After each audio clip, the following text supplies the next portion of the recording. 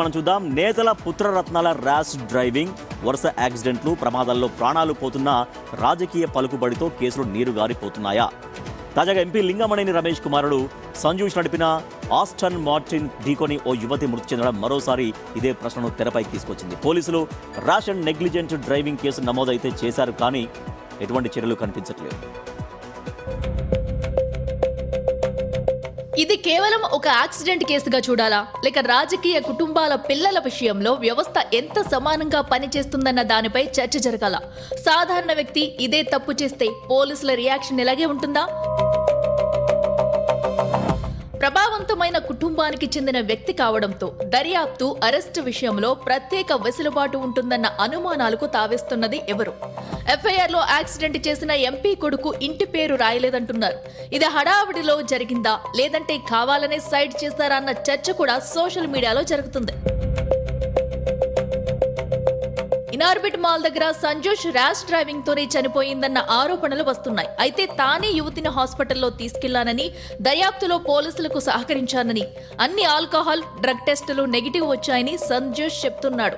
అయితే మృతురాలిపైనే బాధిత కుటుంబం మొత్తం ఆధారపడి ఉంది. ఇప్పుడు వారి పరిస్థితి దయనీయంగా మారింది. ఒకరి నిర్లక్ష్యం మరో కుటుంబానికి జీవితాంతం విషాదంగా మారింది. సో ఈ ఘటన పొలిటికల్ యాక్సిడెంట్ల గురించి చర్చను మరోసారి తెరపైకి తెచ్చింది. ఇప్పుడు కావాల్సింది, జరగాల్సింది న్యాయమే.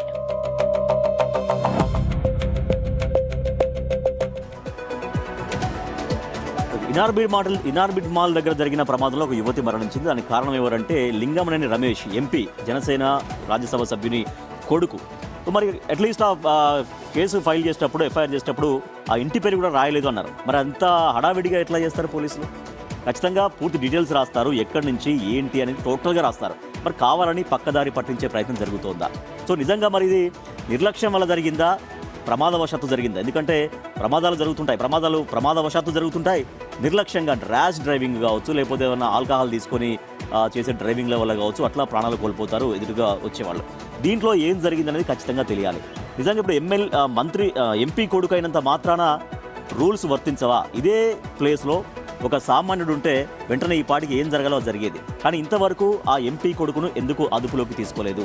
చట్టం కొంతమందికి ఎందుకు చుట్టంలాగా బిహేవ్ చేస్తోంది? పోలీసులు ఎందుకు కొంతమందికి వంత పాడుతున్నారు అనేటువంటి క్వశ్చన్స్ ఇప్పుడు వస్తూ ఉన్నాయి. ఎందుకంటే ఇటీవల కాలంలో మనం చూసాం, మాజీ మంత్రి సీదిరి అప్పలరాజు కొడుకు కూడా తన బైక్తో ఒకరిని యాక్సిడెంట్స్ చేసి మరణానికి కారణమైతే తర్వాత సీదిరి అప్పలరాజు ఆ సాక్ష్యాధారాలు తారుమారు చేసే ప్రయత్నం చేసి చివరికి ఆయన కూడా జైలు పాలు కావాల్సి వచ్చింది. సో ర్యాష్ డ్రైవింగ్ అసలు ఎందుకు చేస్తున్నారు? సో మీ పేరెంట్స్ మీకు కాస్ట్లీ ఖరీదైనటువంటి కార్లు కావచ్చు, ఖరీదైనటువంటి పెద్ద పెద్ద టూ వీలర్స్ కొనిస్తే రోడ్డు పైన ఇష్టం ఉన్నట్టుగా నడుపుకుంటూ వాళ్ళని వీళ్ళని గుద్దుకుంటూ చంపేసుకుంటూ బొమ్మని కాదు. సో మీకు ఉంటే మీరు చూపించుకోండి, అది పద్ధతిగా చూపించుకోండి. కానీ ఈ రకంగా ర్యాష్ డ్రైవింగ్ చేసి ప్రాణాలు తీస్తే మాత్రం ఖచ్చితంగా మీరు చట్టపరంగా శిక్షకు గురి కావాల్సిందే.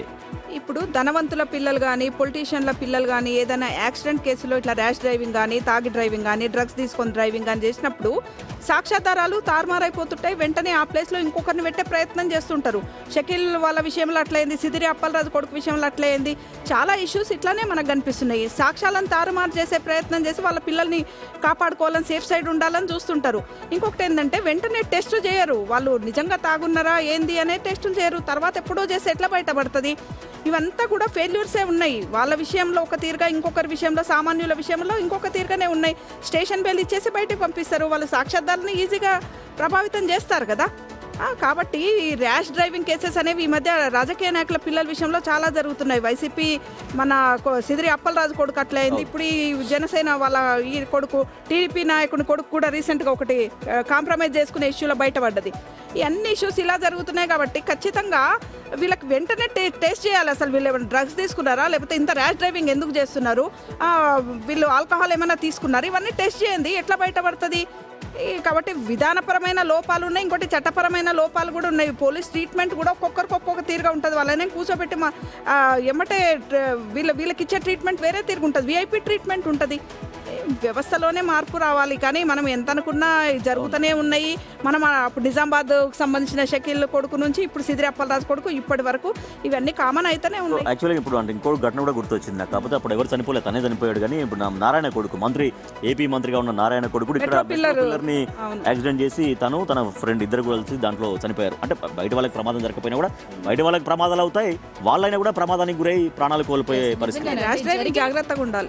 జరిగిన పరిణామాలు చూస్తే కనుక నిజంగానే ఎంపీల కొడుకులు, ఎమ్మెల్యేల కొడుకులు అయితే వాళ్ళపై కఠిన చర్యలు తీసుకోరంటే నిజంగా పోలీసుల తీరు కూడా అలాగే కనిపిస్తుంది. బట్ ఇది నిజంగా మారాలి. ర్యాష్ డ్రైవింగ్ చేయడం వల్ల ఎదుటి వాళ్ళు ప్రాణాలు తీసేస్తున్నారు, అదొకటైతే మీ ప్రాణాలు కూడా పోయే ఛాన్స్ ఉంటుంది. అది కూడా గుర్తుపెట్టుకోండి. నిజంగా మీకు ఎంత కాస్ట్లీ కార్లు ఉన్నా, బైక్స్ ఉన్న వాటిని ఎలా నడపాలి, ఎక్కడ నడపాలి, కనీసం మీరు ఎమ్మెల్యేలు, ఎంపీల కొడుకులు అయితే మరింత బాధ్యతగా ఉండాల్సి వస్తుంది. కానీ అలాంటిది మీరు రోడ్లపైకి వచ్చి ఇలా ఇష్టాసారంగా మీరు డ్రైవింగ్ చేసి ఇతరుల ప్రాణాలు తీసేస్తానంటే ఎవరు చూస్తూ కూర్చుని ఊరుకోరు. ఖచ్చితంగా సామాన్యులైనా ప్రశ్నిస్తారు. కానీ పోలీసులు కూడా నిజంగా కఠిన రూల్స్ తీసుకొచ్చి ఎవరైనా సరే చట్టం ఎవరికి చుట్టంలా పని చేయదు అని నిరూపిస్తే కనుక ఇంకా బాగుంటుంది. ఇప్పుడు ఎంపీ కొడుకనో, ఎమ్మెల్యే కొడుకనో ఎవరిని కూడా దీన్ని పర్సనల్ గా టేకప్ చేయాల్సిన అవసరం లేదు. ఎందుకంటే అక్కడ ఒక అమ్మాయి చనిపోయింది, తన కుటుంబాన్ని ఎవరు పోషిస్తారు? ఎంపీ వెళ్ళి పోషిస్తాడా, ఎమ్మెల్యే కొడుకు వెళ్ళి పోషిస్తారా, లేదంటే ప్రభుత్వం వచ్చి ఆదుకుంటుందా, లేదా పోలీసులు ఆదుకుంటారా? కానీ ఇవన్నీ మారాలి. ఇవన్నీ మారితేనే సో ఏదైతే ర్యాష్ డ్రైవింగ్ చేసినా లేదా మైనర్స్ కూడా ఈ మధ్య యాక్సిడెంట్లు ఎక్కువ చేస్తూ ఉంటున్నారు. సో వారందరూ కూడా డ్రైవింగ్ రూల్స్ ఖచ్చితంగా పాటించాలి. సో ఆ ప్లేస్ లో ఎవరున్నా సరే ఆల్కహాల్ సేవించారా, డ్రంక్ అండ్ డ్రైవ్ చేస్తున్నారా అనేది కూడా వెంటనే టెస్ట్ చేసి బయట పెడితే ఒక్కసారి మీరు ఆ ఉన్నత పదవుల్లో ఉన్న కొడుకులకి కానీ ఎవరికైనా సరే కఠిన శిక్ష వేస్తే మరొకసారి వాళ్ళెవరు కూడా ఓకే మాకు కూడా శిక్షలు పడతాయా, పడతాయా అంటే మీరు చేస్తున్న పనులకి నిజంగా ఉన్న వాళ్ళకి శిక్షలు పడవు, లేదా పోలీసులు వదిలేస్తారు తీసుకెళ్లి, లేదా వెనకాల మా బాబు ఉన్నారు, మా అమ్మ ఉన్నారు, సో ఇలాంటివి చెప్పుకొని తిరుగుతున్నారు. కానీ ఇలాంటివన్నీ ఇక్కడతో కట్ చేస్తే ఇంకా బాగుంటుందని చెప్పొచ్చు. సో చట్టం అనేది అందరికీ సమానంగా అమలు కావాల్సి ఉంటుంది. ఎందుకంటే ఇటీవల కాలంలో అంటే ఇప్పుడు కొంతమంది డైరెక్ట్గా మంత్రుల పిల్లలు కావచ్చు, ఇట్లా ఎంపీల పిల్లలు, కొంతమంది ఏమో బాగా సమాజంలో పలుకుబడి ఉన్నటువంటి వాళ్ళ పిల్లలు, కొంతమందికి ప్రమాదానికి అంటే యాక్సిడెంట్ చేసిన వాళ్ళకి ఏదో రకంగా వాళ్ళ ఫ్యామిలీ పరంగానో లేకపోతే ఇంకో రకంగా పలుకుబడి ఉంటుంది. మొన్న ఇటీవల రాజమండ్రి విషయంలో మెడికో ఎంత ఫోర్స్గా వాళ్ళకి కావాలన్నట్లు చంపేశారు. మొత్తం కింద పడేసి కారు ఎక్కిస్తే మొత్తం అమ్మాయి ఎంత దారుణంగా చనిపోయింది. అంటే ఇట్లా ర్యాష్ డ్రైవింగ్లకు పాల్పడుతున్నారు. అది ఎవరైనా సరే ర్యాష్ డ్రైవింగ్లకు పాల్పడే వాళ్ళకి ఎటువంటి రూల్స్ రావాలి? ఒక క్వశ్చన్ రైజ్ అవుతుంది, ర్యాష్ డ్రైవింగ్లకు చెక్ పెట్టేలా కఠిన రూల్స్ తీసుకొస్తారా? తీసుకొస్తారు కదా, తీసుకురావాలి. ఎస్. సో అంటే అందరికీ ఒకేలాగా చట్టం వర్తింపజేసే విధంగా ర్యాష్ డ్రైవింగ్లకు కఠిన చట్టాలు తెస్తారా అన్నటువంటి క్వశ్చన్